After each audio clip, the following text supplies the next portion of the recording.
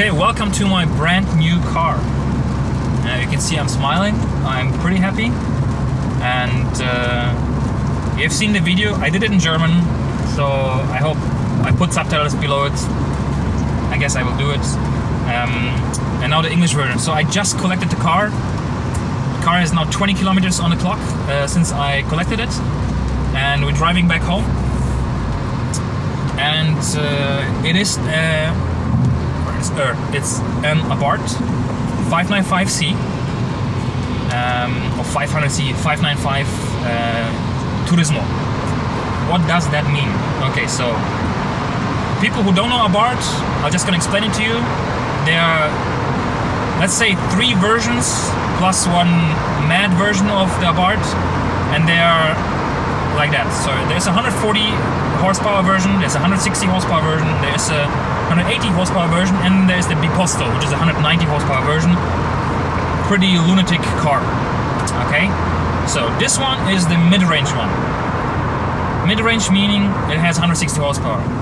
It's a 1.4 liter turbo 4-cylinder engine. Yeah, 160 horsepower. Torque, man, I don't even know. I forgot. I'll let you know later. I put it in the description. And yeah, so why did I buy this car? I had a Focus ST before, you guys know it, and I wanted something powerful, something to play with. We actually don't need a second car, but I wanted to have a car for me and for the channel, and something to have fun with, something to go to the meetings and everything. So it became this one. What's special about it is a convertible, so that roof actually folds back and then folds down again. And I'm pretty sure I'm gonna have a lot of fun with it in summer. And with 160 horsepower, I think it's gonna be a lot of fun. So it has xenon lights, and it has full leather interior, so seats, back seats, steering wheel, gear knob, leather around. The handbrake, it has the not the competition, it has the turismo package, so it has like this kind of carbon fiber look shift knob. It has the when you open doors on the bottom, which you have seen already. It has Bluetooth, TFT display, and turbo gauge. This one comes with the navigation. Usually it comes without. I got it on top, so I got a good deal.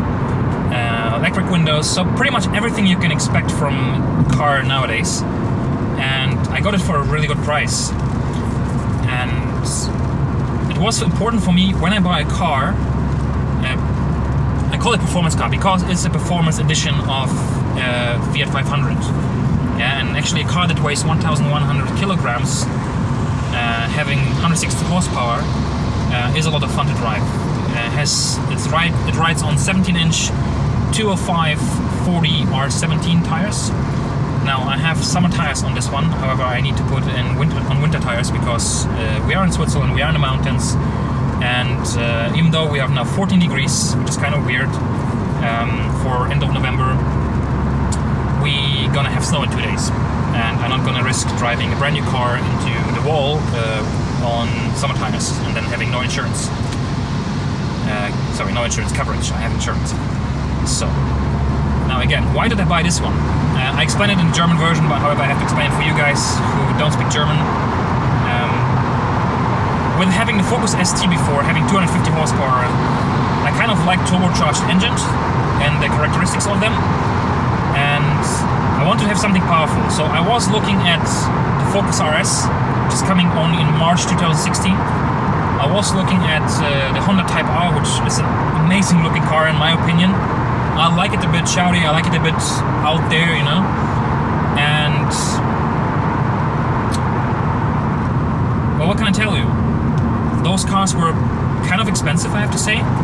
And I was not ready to spend that money at the moment because we recently moved to Switzerland and I spent quite a lot of money to bring all the shit over we have and to get a new apartment and I don't know what, all these things. And I just wanted to have something sporty to have fun with, but that was in a reasonable price area.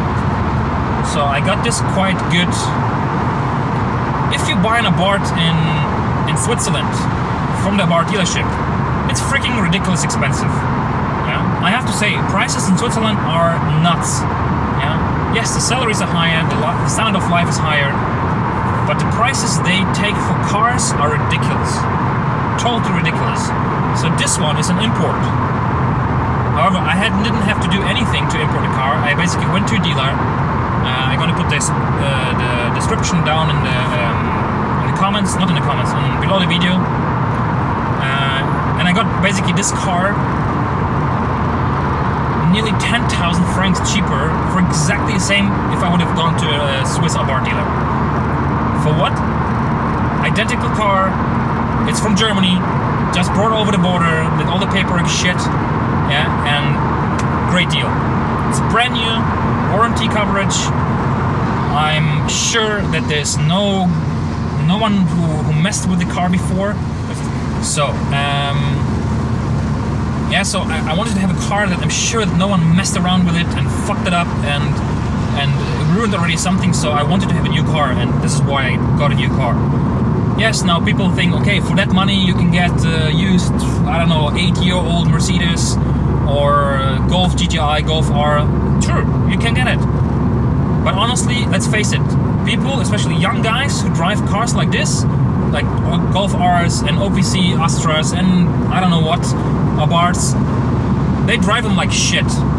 Yeah? If they're young, they don't know how to drive. Maybe they're not gonna drive until the engine is warm, and then they're not gonna heat up the car and cool it down after driving. Just gonna slam it into the gears and basically fuck it up. Yeah? Sorry my language. And basically I wanted to avoid that. That's why I said I want a new car, because I want to keep this car for a few years. Even if I'm gonna buy another car later, I'm gonna keep this one, because this one is cool. It's small. Man, okay. Yeah. I hope you guys can see me, because we're kind of going into a tunnel in a moment, and it's gonna get dark, and maybe they're gonna be enough light. So I wanted to have something that is cool, looks cool, has power, sufficient for Switzerland, because the problem here, we have so many damn speed limits, and the fines are ridiculous. Let me tell you something. If you get fined in Switzerland, you'll fine according to your salary, so to your income. Yeah. So if you earn, let's say, 15,000 Swiss francs, you're gonna get fined according to your salary.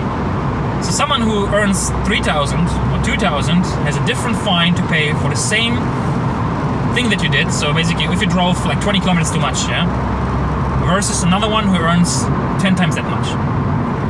That is not cool. It's fair, but it's not cool.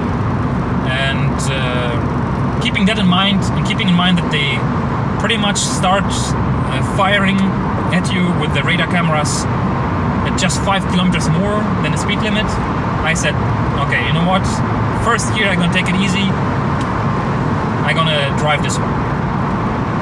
And I can still get in trouble with this one. I mean, it goes from 0 to 100 in 7.6 seconds, if I believe.